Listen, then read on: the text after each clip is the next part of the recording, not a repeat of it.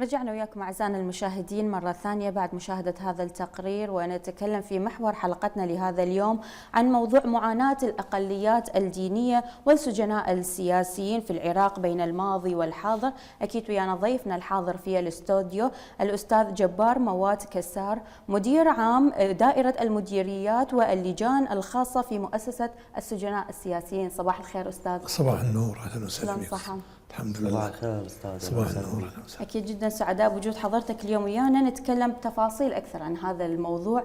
وبداية، ما هو تقييم حضرتك لما تعرض له أبناء المكونين المسيحي والصابئي المندائي أكيد من اعتقالات وسجون خلال فترة النظام السابق، وهل تم إنصافهم بشكل كافي بعد عام 2003؟ تفضل. بسم الله الرحمن الرحيم. يا أيها الناس إنا خلقناكم من ذكر وأنثى وجعلناكم شعوبا وقبائل لتعارفوا إن أكرمكم عند الله أتقاكم. وفي قول في القرآن الكريم: السجن أحب إلي ما يدعونني إليه. في مقدمة الحديث أشكر قناة العراقية السريانية على هذه الاستضافة، وجميع الأخوة العاملين، المخرج والمنتج ومقدمين البرنامج. شكرا. الحقيقة في زمن النظام السابق كان الظلم مثل المطر يشمل الجميع يعني، ولذلك شمل من زاخو إلى الفاو بصورة متساوية، لكن الأقليات كان الظلم عليهم أشد لأنهم أقلية.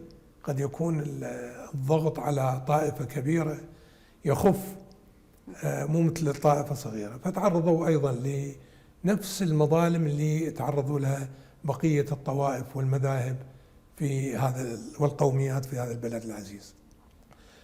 كان الظلم في زمن النظام السابق ظلم خارج عن حدود العقل والتصور، ولذلك أحد العرفانيين معنا في السجن، أحد العلماء الكبار، حدثني، أنا كنت شاب في السجن، قال إنه صدام حسين آخر ظالم وطاغية على العراق.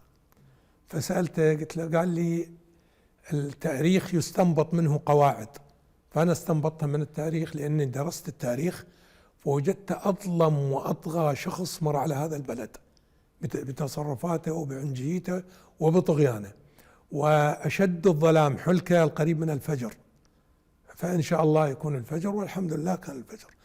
وكان معنا أيضا في السجن من الأخوة المسيحيين والصابئة واليزيديين بالذات. أنا أتأكد إحنا كنا في تعرف في اتجاه ديني، حزب الدعوة. حزب الدعوة خص طائفة دينية معينة، الطائفة الشيعية حقيقة، لكن كان معنا من المسيحيين اللي مثلا في الجامعات زميلك ومتعاطف وياك يجيبونك، وحتى حزب دعوة يعتبروه.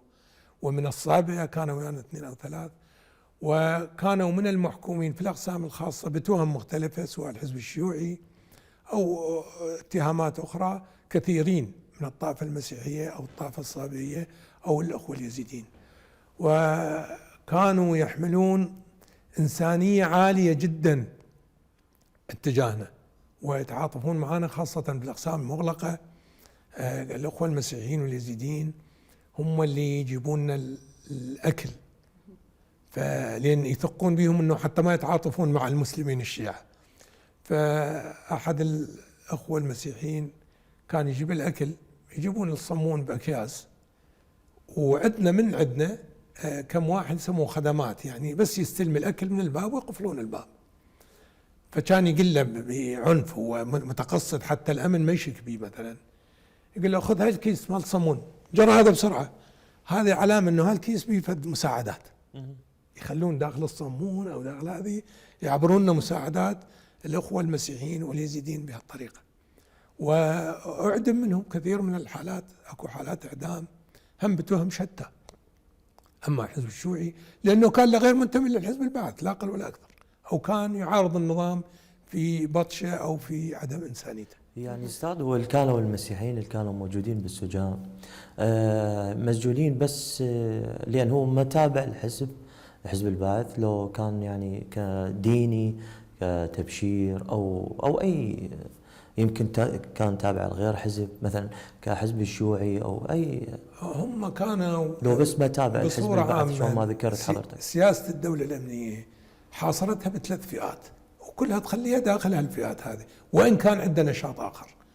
أما حزب دعوة نعم، أو الحركة الإسلامية أو حزب التحرير وحزب الإخوان بالنسبة للأخوة السنة، والحزب الشيوعي بالنسبة للأخوة المسيحيين، وبعضهم التجسس، يتهموا بالتجسس، وهو قد يكون يعني هو حتى لو عنده غير اتجاه، مجرد اتجاه معارض للدولة يوجهون له هذه التهمة ويذبوا بالسجن. حتى شيء بسيط يروح حتى بهاي شيء التهمة، بسيط، وهاي التهمة تروح إلى القتل، يعني إلى الإعدام. طالب مثلا، طالب مسيحي يتعاطف مع المعتقلين مثلا، يشوف لفت طالب من الجامعة يتعاملون وياه بغير إنسانية ويعتقلوه، فينفعل إنسانيا، يحكي حكاية يجيبوه بتهمة تجسس، وإن كان مسيحي صابئي ما يجيبوه على حزب الدعوة، يجيبوه بتهمة تجسس، تهمة حزب الشيوعي، تهمة القومية الكردية، يعني باعتباره من الطالبانيين أو البرزانيين، بتهم شتى، هم تهمة جاهزة وإن لم تكن حقيقية في كثير من الأحيان.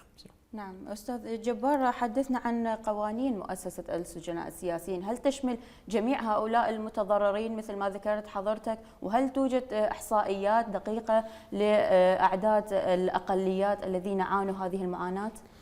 الحقيقة قانون السجناء السياسيين اللي شرع سنة 2006 وعدل بال 2013 والتعديل الثاني بال 2025 أنصف الجميع، يعني جميع السجناء بدون، ولذلك تصعب الإحصائية عندنا، لأن ما نظر نظرة قومية أو مذهبية أو دينية، سواء مسيحي أو صابي مسلم شيعي سني أي اتجاه. الوحيدين اللي عزلهم القانون هم سجناء كردستان، وأشعر بأنهم مظلومين تماما الآن في كردستان، لأنه هم عاشوا يعني نفس الظلم ونفس التحدي، والآن حقوقهم مغبونة تماما في إقليم كردستان. ولذلك ما توجد عندنا إحصائية، لأن ما نكتب البيانات على الديانة أو المذهب أو نكتبها على معلومات أخرى، الأسماء أو المحافظات أو أسماء الأم أو التولد أو السجن، مدة السجن أو المادة القانونية. القانون من الناحية المادية أنصف السجناء في أغلبيتهم، وإن كانت تعرفين ملف يعرض على لجان خاصة كانوا قضاة، والآن أعضاء اللجان هم قانونيين من السجناء. أحيانا يتقدر اللجنة فيكون قرارها مصائب تجاه شخص قد يكون مظلوم، لكن الخلل الكبير اللي نفقده هو القضية المعنوية وكتابة التاريخ.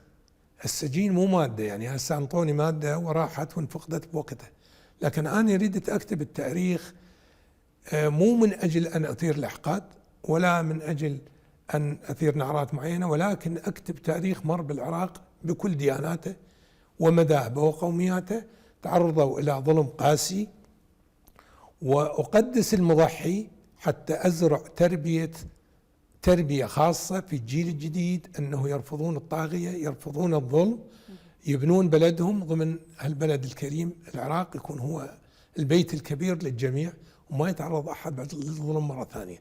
هذا القصد. تعرضنا للظلم في الإعلام، في التوثيق حقيقة، في نسيان الماضي. وأحد الفلاسفة يقول الأمة بلا جذور، الأمة بلا تاريخ بلا جذور، أمة بلا مستقبل. نعم. هو شو ما ذكرت كان الإعلام ما يقدر يحكي شيء طبعا، لأن لازم كان بذاك الزمن يدفن الأشياء اللي كان يسويها حتى لا يقوم جيل جديد مثل ما حضرتك هسه ذكرت، حتى ينهض وما يقبل الطاغية مرة ثانية. طبعا هذا الشيء هو سيدي الكريم، أنا أتكلم على الإعلام بعد تغيير النظام، يعني في بعد 2003. هذا اللي أنا أدري كان الإعلام واحد يمجد بالقائد ولا غير بعد، هذه معلومة. إعلام حر يعني. لكن الآن لازم نكتب الحقبة هذه التاريخ من 2000 من 68 بل من 63، حقبة الحرس القومي وما تعرضوا بالذات الحزب الشيوعي العراقي، اللي أيضا من كل الطوائف، كردي ومسيحي وصابي، نقرة السلمان ضمت كل الأديان وكل المذاهب. صح. أستاذ نريد نعرف شنو الخطوات التي اتخذتها الدولة حتى تعويض للشريحة اللي انسجنت كانت من المسيحيين والصابئة؟ الحقيقة لو قلت لك هم سواسية مع الجميع الأخوة المسيحيين. خلوا راتب للمعتقل السياسي. المعتقل هو اللي قضى فترة في دوائر الأمن، يعني ما حكم، وللسجين المحكوم أيضا راتب آخر. النساء فرقها عن الرجال، لأن أنت تعرف رغم أنهم مجتمعنا أولا بصورة عامة الدافع الديني يميز بين المرأة والرجل حقيقة، وثانيا القضية العشائرية أيضا احنا مجتمع بصورة عامة مجتمع عشائري. والشغلة الثالثة هي قضية تكوينية، يعني لا ننكر لا يمكن مساواة الرجل بالمرأة. المرأة معاناتها صعبة جدا في دوائر الأمن أكثر من الرجل. الرجل عنده في التحمل، عنده في طاقة التحمل. المرأة كيان رقيق حقيقة، صعب عليه ذاك الظرف القاسي جدا الموجود بالأمن. ولذلك ميزوا المرأة أيضا، المرأة المعتقلة شهر وأكثر أنطوها راتب كامل 3 أضعاف، يعني 1,200,000 سواسية بالسجين السياسي من كل الديانات، من كل المذاهب، من كل القوميات. نعم. الرجل المعتقل أقل من سنة راتبه 800,000، والمعتقل أكثر من سنة 1,200,000، والسجين السياسي 1,200,000 أيضا يأخذ راتب. وقطعة أرض وإن كانت لم تنفذ إلا قليلا جدا. بعض المحافظات موقفها جيد بالأراضي للسجين السياسي. بغداد موقفنا غير ضعيف جدا، ماكو أراضي. لكن اللي قلت لك هو نفقد القضايا المعنوية. يعني أروي لك رواية، أحد الأخوة الشيوعيين وموظف في سجين سياسي، بعد خروجه من السجن انهزم خارج العراق وراح شيلي، وللطريفة صارت العلاقة بنت ومع مسيحية وشيوعية، مش بالصدفة صارت علاقة. فمن تقدم الخطبة يروحون أول مرة لمحكمة مو للعقد ترشي، شلون بيان معلومات أو شيء، وراء أيام يطهم الجواب ممكن زواج وغير ممكن. قالوا له ما ممكن. قالوا ليش؟ قالوا له هاي أبوها سجين سياسي مناضل بالحقبة السابقة، هذه ما نعطيها الأجنبي. يعني تصور هذه ترى هي صح قضية هذه، بس قضية تكريم للمناضلين للمجاهدين. بإيطاليا بغيره القضية النازية، يمكن الأطفال إذا أراد يعير واحد يقول له أبوك نازي. إحنا يجب علينا أنه نكتب التاريخ، إجرام البعث في جانب، وما نريد أبدا ما نريد ننتقم، بس نبين إجرامهم وتضحيات المضحين من كل الديانات والمذاهب والقوميات. نعم أستاذ جبار، إذن اليوم هل نحن بحاجة لتعديل هذه القوانين لإنصافهم بشكل أكبر؟ أنا قلت لك القضية المادية قد يكون هي القضية المادية قضية جبر ضرر بسيط، لأنه الأضرار اللي أصابتهم أضرار كبيرة نعم جدا، لكن جبر ضرر وهذه يكفي. احنا ما كنا نحمل رسالة أنه تتحقق الديمقراطية في العراق، حاكم عادل، دولة عادلة. لكن الأمور المعنوية محتاجين إلى تعديلات بها، ومحتاجين إلى دعم من قبل الدولة ومن قبل الإعلام، اللي حقيقة دوم أقول لهم مو السلطة الرابعة، السلطة الأولى حقيقة. نعم إن شاء الله. أستاذ، شلون تعمل الحكومة على حماية حقوق الأقليات؟ من خلال قوانين وتطبيق.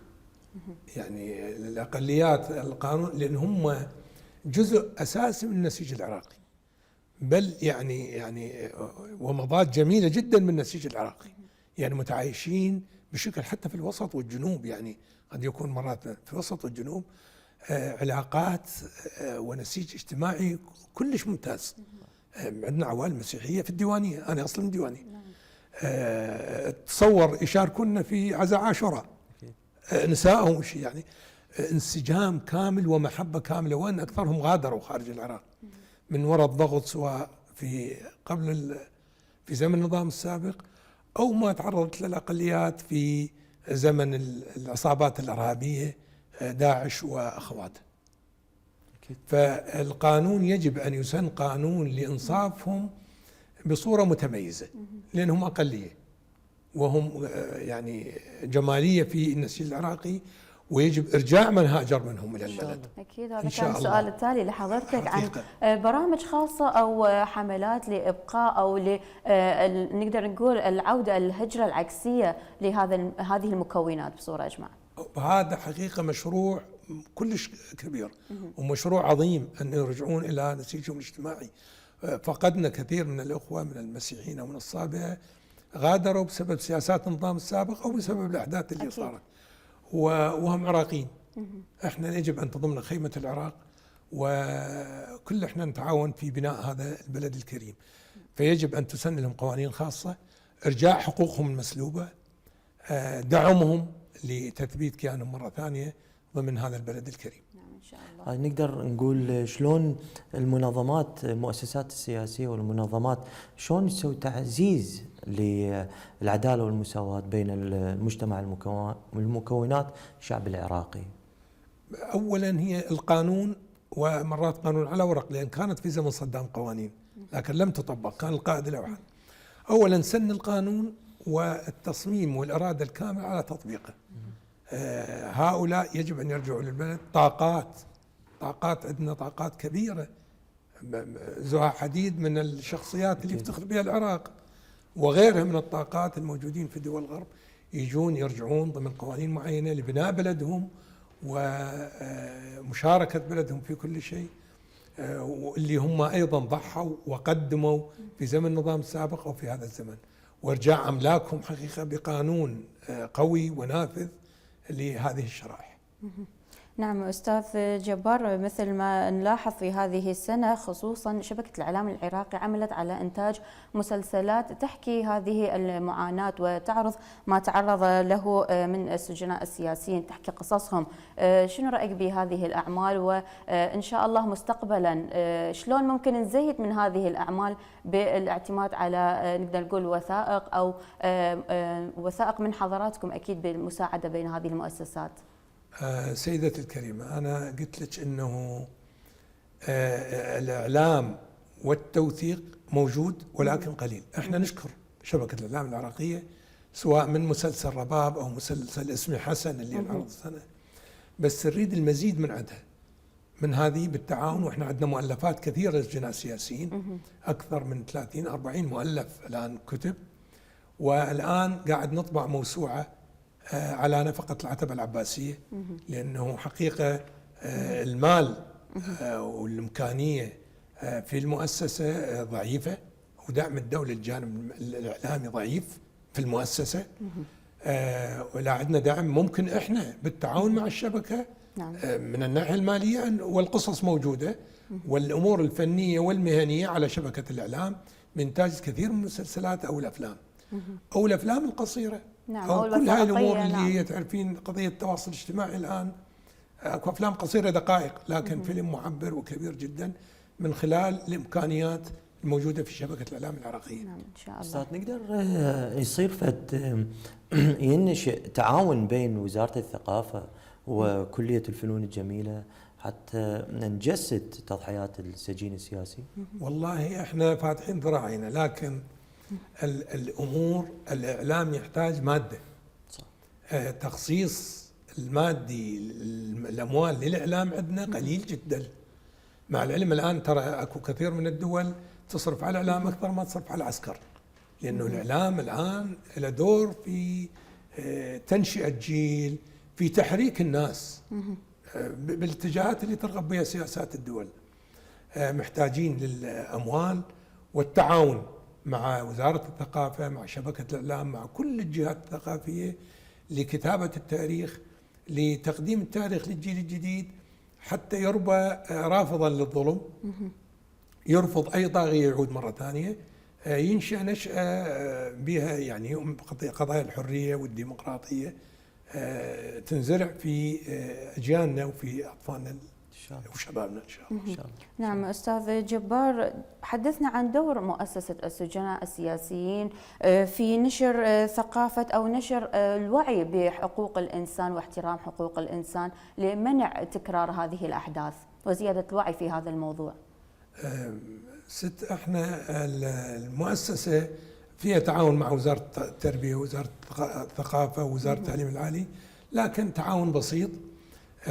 ليش؟ لأنه من عانى من الظلم يجب أن يرفض تماما أنه يكون ظلم على شخص آخر. ولذلك قمنا بزيارة بعض السجون وأبدينا بعض الملاحظات الآن في الوقت الحاضر. عندنا دعاء المسلمين يقول: ولا أظلمن وأنت مطيق للدفع عني، ولا أظلمن وأنت القادر على القبض مني. يعني نرفض أن نظلم أو نظلم. احنا يجب أن نحترم حقوق الإنسان، ومتى ما احترمنا حقوق الإنسان كانت الدولة عادلة وكان بنائها صحيح والدولة تكون إلى خير. أستاذ جبار، هل لديكم مجلات أو منشورات دورية توضح للعالم حجم تضحيات السجناء السياسيين؟ والله مؤلفات عندنا كثير من الكتب وباللغة الإنجليزية هم موجودة، لأن تعرف أكثر السجناء غادروا العراق. صح. فكتبوا هناك من كل من ديانات ولكن عندنا قلت لك إعلامنا ضعيف. عندنا مجلة واحدة، مجلة الأحرار، تصدر صورة شهرية، وكان بالتعاون مع شبكة الإعلام العراقية في الطباعة وغيرها، وهي مجلة يتيمة حقيقة، أشعر ما تفي بالغرض. والآن هم القراءة قلت حقيقة. الآن لجأ الجيل إلى منصات التواصل الاجتماعي، السوشيال ميديا وكثير من الأمور. نتمنى أن تدعمنا الدولة ماديا في مجال الإعلام وفي مجال التوثيق، وإن شاء الله الموسوعة اللي راح تطبعها العتبة العباسية راح توصل 70-80 جزء. أخذنا من كل الأخوة السجناء والهذه سجلوا قصصهم وكم مختصين تعرف يرتبوها. هاي الموسوعة مو موسوعة نشر، وإنما راح تكون للدارسين وتكون للفنانين والمخرجين من أجل أن يستخرجوا منها مسرحيات أو أفلام قصيرة أو أفلام طويلة أو مسلسلات. نعم أكيد أستاذ جبار، الحوار جدا شيق وممتع مع حضرتك بهذا الكم من المعلومات. رسالة من حضرتك لكل المشاهدين في خصوص هذا الموضوع. نشكر القناة السريانية ونشكر مشاهديها جميعا إن شاء الله، ونتمنى لكم التوفيق. نسأل الله أن نلتزم بحقوق الإنسان. فعندنا قول: إما نظير لك في الخلق أو أخ لك في الدين. نحن سواسية في هذا البلد، ندافع عن الجميع. الأخ المسيحي يدافع عني وأنا أدافع عنه باعتبار المواطنة، ونسأل الله أن يمن على بلدنا بالأمن والإيمان ويدفع عنا شر الأعداء، وإن شاء الله ازدهار وتقدم لهذا البلد ونعمة وحرية وديمقراطية على الجميع. إن شاء الله. شكرا جزيلا لحضرتك. شكرا طيب من وقتك. شكرا جزيلا.